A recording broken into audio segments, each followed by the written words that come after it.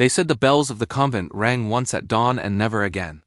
When the Ottoman banners appeared on the horizon, the sisters of the small monastery near Thessaloniki sealed their gates and prayed. The youngest among them, Sister Melania, asked if prayer could stop soldiers. The Mother Superior simply whispered, "We are not praying for deliverance. We are praying for strength to witness." The year was 1430, and the world was being rewritten. Constantinople's shadow had not yet fallen, but the Empire of Crosses was already cracking. To the west, rumors spread of the Sultan's armies, disciplined, silent, carrying not only swords but a purpose older than empire. The purging of weakness, the breaking of faith. The nuns waited in the dim light of their chapel, surrounded by icons that seemed to sweat gold and tears. Outside, the sky blackened with crows. By evening, thunder came not from heaven, but from iron hooves. When the gates broke, the invaders found no treasure, no defenders, only women in white. The soldiers hesitated. Such quiet unnerved them. They had seen cities burn and kings kneel, but the stillness of faith was something else entirely. It was like staring into the eye of death itself. The commander stepped forward, his armor wet with rain. He declared the convent property of the Sultan, and the women within, subjects of the empire. The Mother Superior did not bow. Her defiance, so small, so wordless, was a challenge. That night, the convent was emptied of voices. The chronicles that survived the Sultan's own censorship hint at corrections and conversions. But what the scribes called correction was desecration. The women were not killed outright. The Ottomans understood something darker, that the body could die only once, but faith could be broken again and again. The sisters were scattered through camps. Some were forced to serve as examples to prove the power of the new order, paraded before towns as warnings, dressed not as saints but as spoils. Others vanished into the empire's hidden institutions, those shadowed halls where the conquered were remade. Their names appear nowhere, yet fragments remain in the letters of priests and travelers, accounts of women who spoke in strange tongues, who flinched at the sight of candles, who no longer prayed, but hummed fragments of forgotten hymns. The story of Sister Melania is preserved in one such letter, written decades later by a monk who met her in a marketplace in Edirne. She no longer wore the cross. Her eyes, he said, looked as though they had seen the inside of heaven and then the bottom of hell. When he asked her what she remembered of the night the convent fell, she answered only, "We were not conquered. We were unmade." In the centuries that followed, the Ottoman court commissioned artists to paint its triumphs. But in certain corners of those miniatures, barely visible beneath layers of gold leaf, are faint outlines of women with veiled faces and eyes that do not look at the sultans, but beyond them, toward the sky. No empire, no creed, no sword could silence them completely. They became the ghosts of the conquered faith, the forgotten brides of Christ who walked between two worlds. No longer nuns, no longer free, but symbols of a horror too sacred to be spoken aloud. And yet, as one chronicler wrote long after, even in the Sultan's gardens, where no cross may stand, the nightingales sing the hymns of those who would not yield. Time passed, but the silence did not fade. After the fall of the convent, the empire spread like a shadow across the old Christian lands, swift, disciplined, and strangely methodical. The Ottomans were not only conquerors of cities, but of memory. To rule the living, they understood one must first master the dead. The empire's chroniclers were ordered to correct the stories of the captured nuns. The word sacrilege vanished from the records. The word conversion took its place. The convent itself was rebuilt as a barracks, its chapel turned into a granary. Even the bells, melted down into cannon metal, spoke now in thunder rather than prayer. Yet whispers endured. In the mountain villages, old women told tales of the sisters of ash-holy women who refused to speak the names of their tormentors and whose silence cursed every man who heard it. Shepherds claimed to see pale figures moving through the mist near abandoned churches. The faithful lit candles for them, believing their souls had not yet crossed into peace. The empire laughed at such superstition, until the stories reached the harem walls. There, among the Sultan's concubines, fear took root. The women, many of them captured or traded across borders, spoke in hushed tones of the pale saints who walked the corridors at night. They said the air grew cold before dawn and unseen fingers traced crosses in the dust. Even the eunuchs refused to patrol the deeper halls alone. The Sultan himself, Suleiman's grandfather, Mehmed II, the conqueror of Constantinople, heard these tales. He dismissed them publicly, but in secret he ordered a learned imam to investigate the phenomenon. The imam returned pale and trembling.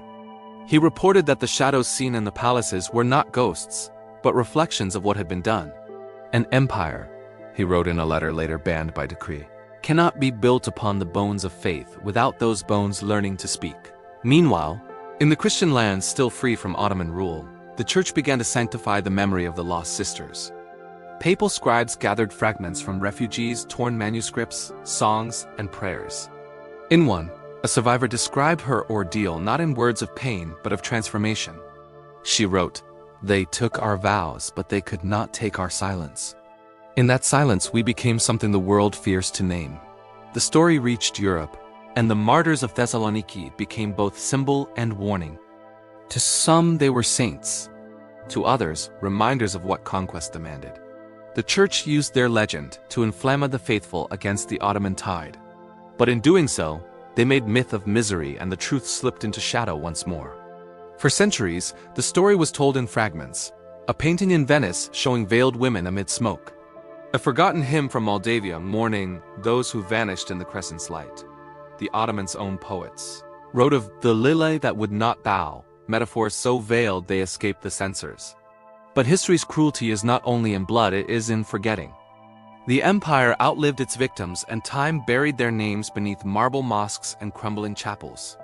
The nuns' silence became legend, their suffering woven into folklore, their truth lost to scholars who preferred the victories of sultans to the whispers of women. Yet every legend carries a seed of memory. When the empire finally fell and its archives opened, historians found curious gaps, lists of unrecorded conversions, missing reports from provincial governors, sealed orders from the Divan that spoke only of measures of silence. One Ottoman scholar wrote in his private journal in 1919, "We conquered the world, but never our own ghosts." By the 19th century, the empire was old. Its marble had begun to crack, and its gold had dulled. But in the far provinces, those lands once ruled by the convent bells, something strange began to happen. Travelers wrote of ancient churches long buried beneath mosques, where the air grew colder in winter, though no wind entered. Monks digging for old relics unearthed bones wrapped in the faded cloth of veils. Some said the bones were warm to the touch, as if remembering what had been done. There were stories of soldiers who refused to enter ruined sanctuaries. One commander, in a report that never reached Istanbul, described a night in Macedonia when his men found a fresco of veiled women painted centuries earlier crying, tears of red water that seeped from the stone. The soldiers fled. He stayed behind long enough to write one line before vanishing. "They are still praying." By then, Europe called the Ottomans the sick man, but few realized how deeply that sickness ran. It wasn't only political decay, it was the spiritual rot that comes from centuries of silence. The empire had consumed its own memory. Every record purged, every witness erased, every sin renamed. And yet, within the heart of its forgotten monasteries, the nuns' silence had turned into something eternal, a haunting, not of sound, but of consequence. In the great libraries of Istanbul, a scholar named Kemal Efendi began collecting banned chronicles. Among them was a fragment from the 15th century, the Testament of Sister Euphrosyne, believed to be one of the last surviving nuns from the first captured convent. It reads simply, "They took our God, our vows, our flesh, but they cannot unmake our prayer. It lingers. It becomes them." Kemal Efendi wrote in his margin, "The empire's curse is that its victims did not die, they entered the bloodline." He meant it metaphorically, but others took it literally. By the final years of the empire, rumors spread that some women in the royal household suffered visions of veiled figures whispering in forgotten languages. One Ottoman princess reportedly claimed that each night she dreamt of being led through an endless corridor of candlelight by faceless nuns whose lips bled as they prayed. When she woke, her pillow was wet with tears she didn't remember crying. Modern historians dismiss these as superstitions born from guilt, but the archives reveal something deeper. In 1902, when restorers opened a sealed chapel beneath the Topkapi Palace, they found the remnants of a Christian altar hidden beneath Ottoman marble. The walls were covered in faint drawings, crosses, words of Latin prayer, and dozens of female names scratched into the plaster. Most of them ended abruptly, as if the hands that carved them had been taken away. No record was ever made public. The restoration was halted. The chamber was resealed. And yet the myth of the silent sisters endures. Travelers to Istanbul still whisper about a faint humming sound beneath the old palace floors, like voices rising through centuries of stone. Priests who visit the Hagia Sophia at dawn sometimes swear they hear the echo of a choir, though no one is there. The modern mind rejects such things. It demands proof, it demands logic.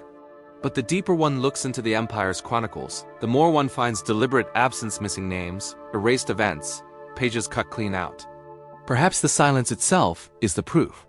Because empires fall not when their armies are defeated, but when their ghosts begin to speak. And in the silence that followed the fall of the Ottoman throne, history seemed to exhale, as if releasing a breath it had held for centuries. Some say that breath carried the voices of those who could not scream. Others say it was the sigh of forgiveness. But those who've read the oldest chronicles know better. It was not forgiveness. It was remembrance. And remembrance, in the end, is what the empire feared most.